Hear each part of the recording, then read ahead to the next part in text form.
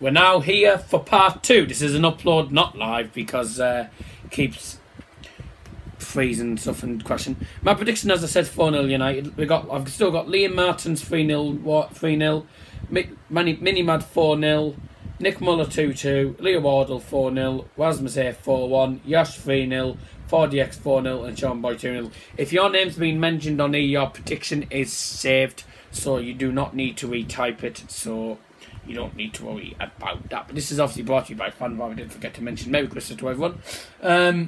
So, part 2, we were just mentioning about, obviously, Zhao here.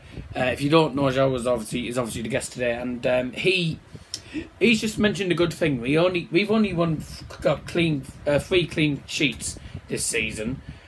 Do you think that's down to, because obviously a lot of people have been criticising David De Gea, saying that David De Gea is absolutely awful, he doesn't deserve to win the Golden Glove and stuff because he's not stopping the goals. But do you think it's all down to him, or do you think it's mainly the defenders that are at fault for some of the goals? I think one of the biggest problems obviously is Jose Mourinho's man management skills.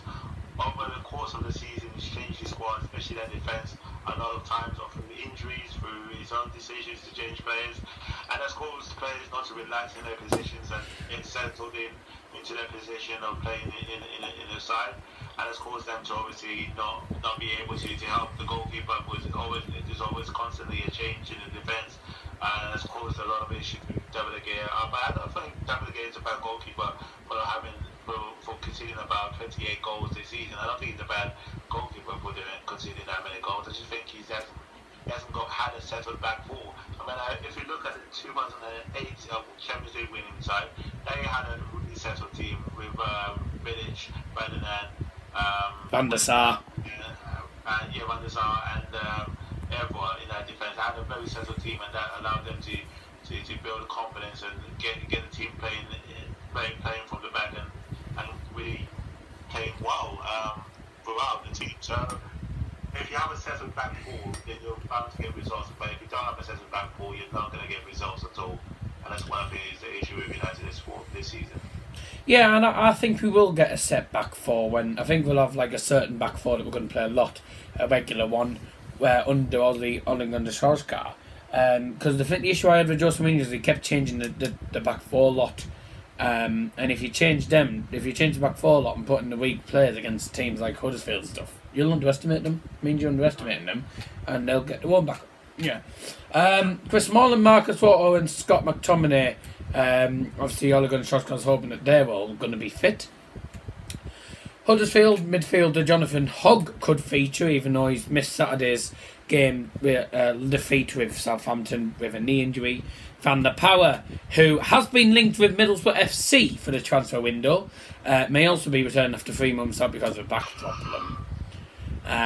Ole Gunnar Solskjaer, I listened to his, I watched his press conference and I felt he's definitely the most positive manager we've had.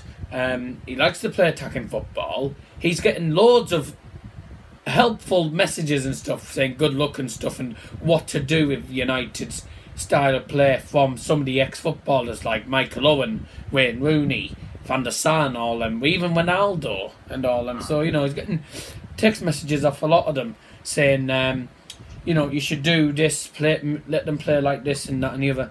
I think he's just going to say, do exactly the same as you did against Cardiff, just go out there and show why you're Manchester United. But obviously we can't just rely on him saying that all the time, because he does have to obviously set out tactics. He will have to set out a lot of tactics, especially for this game. I think that's why he's got Mike Phelan by his side, someone that's got the tactic brain, and someone that can settle him into a more seamless way of playing football. So I think that's why he's got Mike Phelan by his side. He wanted that experience, he wanted that guy that knew all about football to give him the help that he needed to be a success. So yeah, I understand we can't obviously pick. We can't obviously drinking while I'm free. But I understand we obviously can't we can't just rely on him to say the same message. We need a different style of messages coming out. Oh yeah. From all the time, but yeah, every single game. And obviously, I have the experience in being managerial well, for a team of YouTubers, or should I say a team of lads, that a guy called Joe Willett, my mate, created, obviously called YouTube FC. And my main tactics, I say, let's have some tiki-taka football, and that's exactly what we saw at Cardiff, which was very pleasing to see. Show why you are members of this team. Obviously, the goals are important, as you know.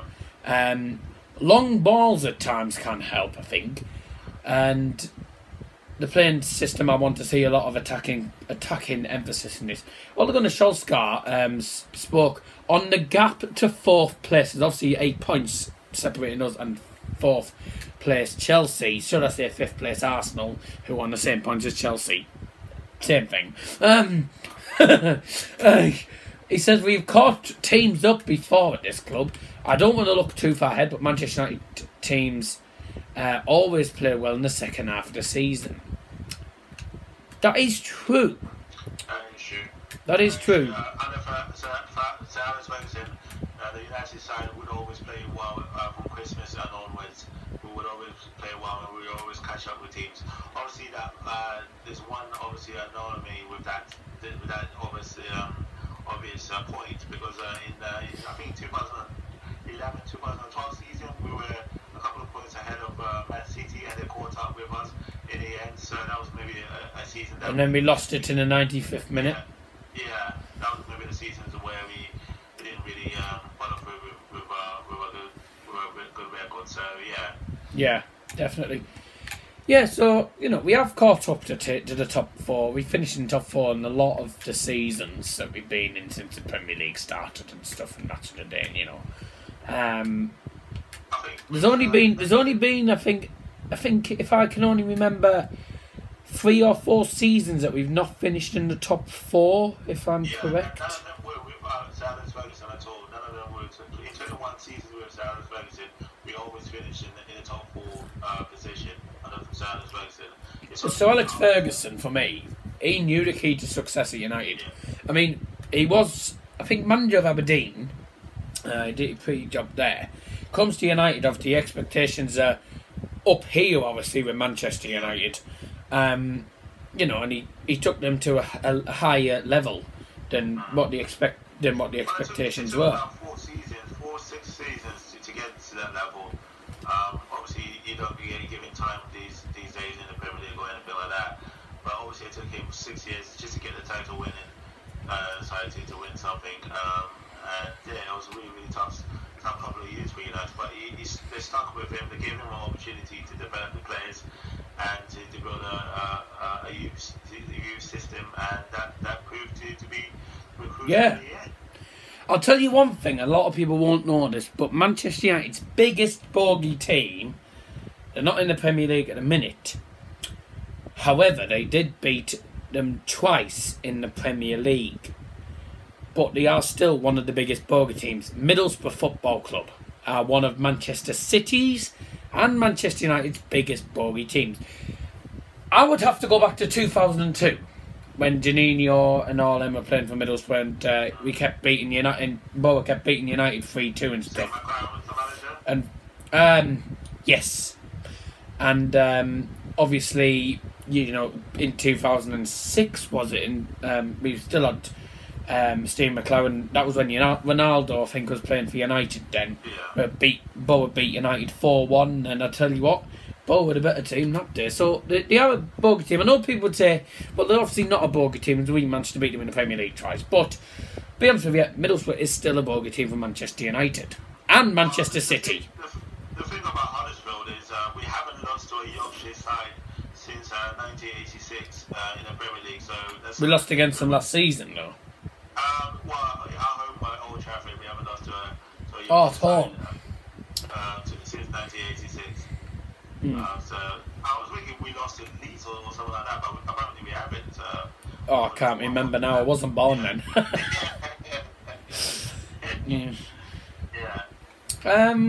Yeah, it's interesting. It's very interesting. David Wagner. We all know the type of manager he is. I mean, he did pretty well with Huddersfield, keeping them up last season. This season, I don't see them staying up, but it is a bit early to tell because you don't know what they're going to do after Christmas. David Wagner has said that we have to make ourselves independent from what is around us, from the table, results, whatever. We are exactly where everyone predicted, so this makes no sense to think about it and get affected by it. True point. It's the same with United. People are saying, no, well, we're 6th in the league in a minute, nowhere near top 4, we're going to stay 6th. That's not always the case. You could drop down the table, which I don't think would happen, and we could probably climb up. We could climb up to top 4. I still think top 4 is on the cards, and it is early saying that. I don't normally say that till about February time, but I will obviously decide February, March time if that's going to happen or not. He also says we are only able to collect points and to be competitive if we perform at our highest level. And you'll need to perform at the highest level if you're going to get a point out of Manchester United, with the way we're playing under Ole Gunnar Solskjaer. This is what we've done in recent weeks. And this is what we've done in the second half against Southampton, where we looked competitive. First half we didn't perform at our level, and we were not competitive and 2-0 down. And they still lost by 2 goals. So, I mean, what are your thoughts on what David Wagner's said there? And by the way, that is true because it's on BBC Sports. Obviously, Wagner is trying to play a very clever game. He doesn't want to offer Huddersfield things that he can't obviously achieve with them, and trying to keep them calm, trying to keep them stable as a football club. But obviously, Huddersfield were always going to struggle this season. You know, after last season, you can see at the end of last season they were struggling to maintain the form. Going into the season, I had a feeling that they would get relegated because they just weren't having a good season at all this season.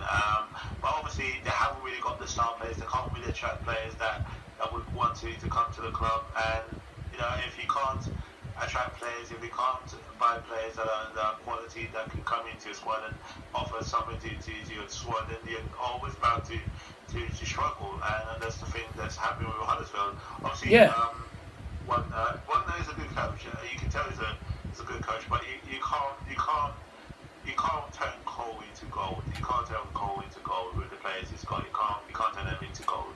And it's the issues that he's having really for me.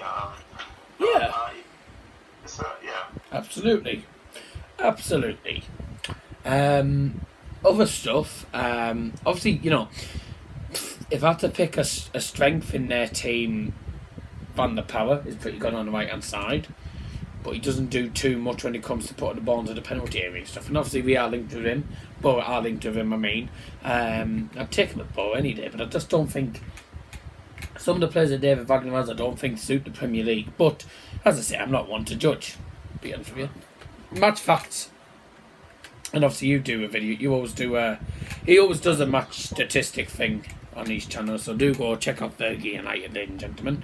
I don't know if you'll be putting something in the comment section or anything, but if he does, then obviously you can get it through there. Otherwise, just type in Fergie United on YouTube, and it should be the first one that comes up. Football Fan Fevers put 3-1 to Manchester United FC. I'll write that down later. So, United have lost just once in the last 14 games against Huddersfield in all competitions, with the only defeat coming last season away in a 2-1 defeat, and only Marcus Rashford getting a goal from the United. Huddersfield have not won an away match in all competitions against Manchester United since a 6-0 win, I think, during the Second World War. 1930. Terriers have only scored 4 goals in the last 10 meetings in all competitions, with 2 of them coming last season. Did they score at Old Trafford? Don't think so. United, though, Ole Gunnar Solskjaer's looking to become the 5th United manager to win these first 2 games in charge, emulating TJ Walworth. I don't know who that is. I don't know. I'm guessing he must have been from the very old days. Matt Busby, obviously, we know him, United legend. Jose Mourinho, and who's Dave Sexton? 1975 manager or something like that. Right. His final competitive appearance as a player at Old Trafford was a 1-0 defeat at West Ham on the last day of the season, even though we won the title in 2007. I think that was the season that Bo beat them 4-1. Bo beat United 4-1. United haven't lost a home game on Boxing Day since 1978, winning 14 and drawn 3. Lingard has scored 4 goals in his last 4 games. So Ole Gunnar Solskjaer could be the fifth United manager to win his first 2 league games in a row. I'm surprised Sir Alex Ferguson didn't get that, but as I say, I mean, it should happen. I think a lot of United fans would be on his backside already if we didn't win this, but it's probably an easy question, but will he make it 2 wins out of 2? Of course he will. Of course he will. Definitely. I think he's going to go into this game with a lot of confidence. The players are going to be motivated. The likes of Phil, my feeling is going to get this team in the right shape. They're going to get lots of crosses into the box. They're going to get a lot of quality play from the midfield and from the front three. And we're going to see a lot of fluid play from that United side. I don't really see Huddersfield causing us any trouble defensively or in the midfield. United should have most of the control and most of the possession, like we showed against Cardiff. And we should go into this game knowing that we're going to come out with a victory, because that's the only result that is plausible at this time in this moment in time for United, for me. Yeah, absolutely. I can definitely see him getting the 2 wins out of 2. No question about it. Jesse Lingard. I think he's on the form of his life at the minute. He scored 4 goals in the last 4 games. Obviously, scored at Liverpool, scored 2 at Cardiff. Where was the other one?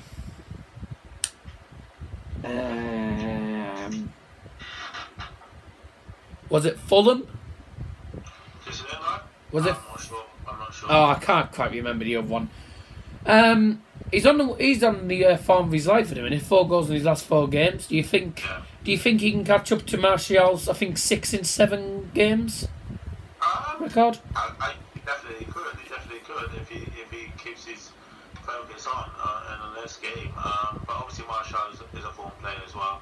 Got to keep an eye on Martial. He's a really good talented player. For me, I think it all depends on if.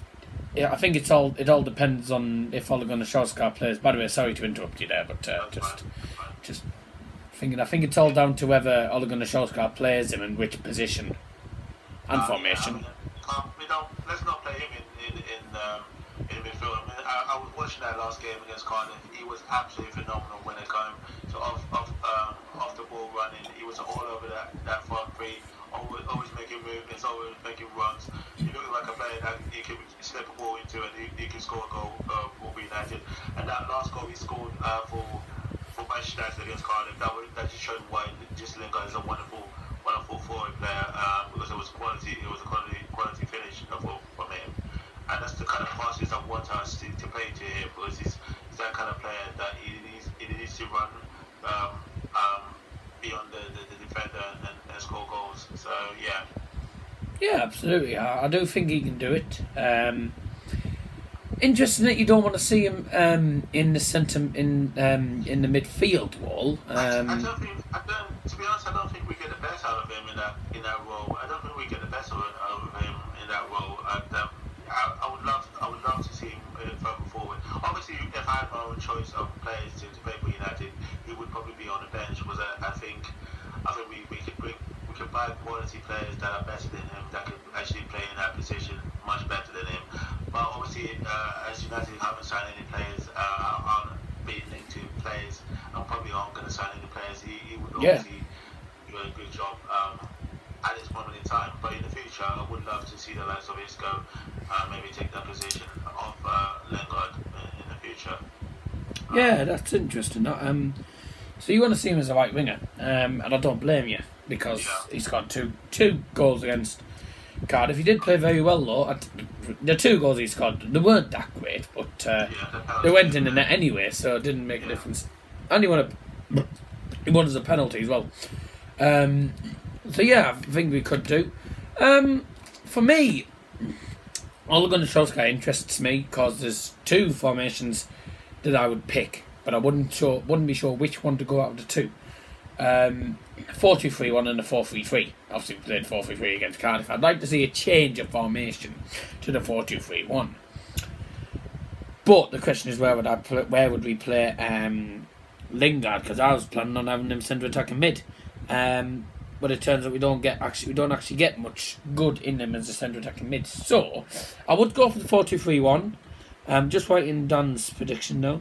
I would say 4-2-3-1. De Gea in goal, although he didn't have that much to do against Cardiff, he probably won't have that much to do here. Back four, bring in Dalot. Bring in Dalot at right back, because I don't think Ashley Young suits the left back wall that much. I know people can disagree and agree, whatever you want to do in the comment section, let me know what your thoughts are. Do you think Young should stay at right back, or do you think he should be taken off and replaced by Dalot? Let me know.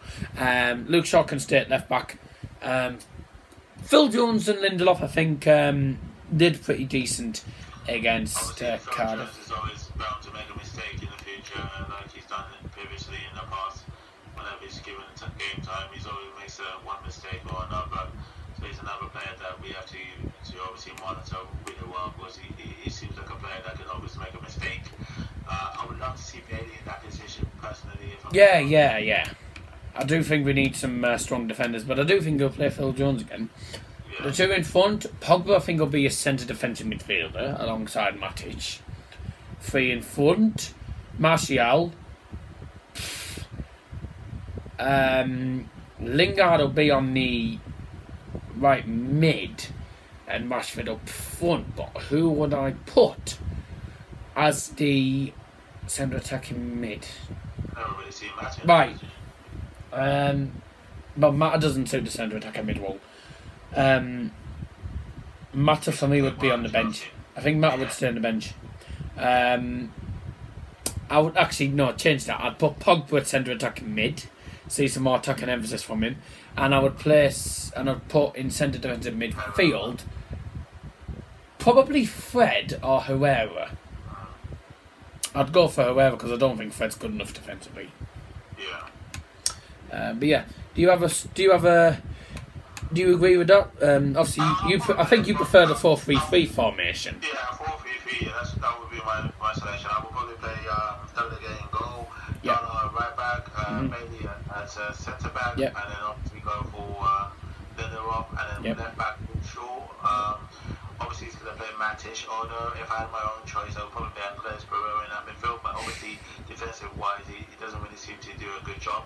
But he will probably play Matic, and then he'll probably play Pogba in that midfield with Herrera, and then up front he'll probably be Martial, Rashford, and then that would be my choice of a team to play. That would be my choice. Absolutely, mate. Yeah. Martial, Rashford, Lingard. I think the best front three we've had for quite a bit, but much better than Lukaku. Lukaku for me can go. He doesn't do anything that great, apart from win a penalty. That's all he ever does. But yeah, is there any final things? Your prediction was 3-1? 4-1. Oh, 4-1. Oh, I got that wrong. 4-1. Do you think? Yeah. Obviously, there's people who think that Huddersfield does score because we don't keep clean sheets. Is there any more things you want to say before we wrap up? Check out my Oliver Social press conference podcast. If you guys can check that out, it will be. I've had a look at that. I just haven't put a comment in. Yeah,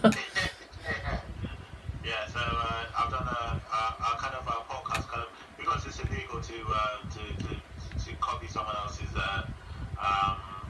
video. I've just basically done an audio version of that, where I was just pressed record on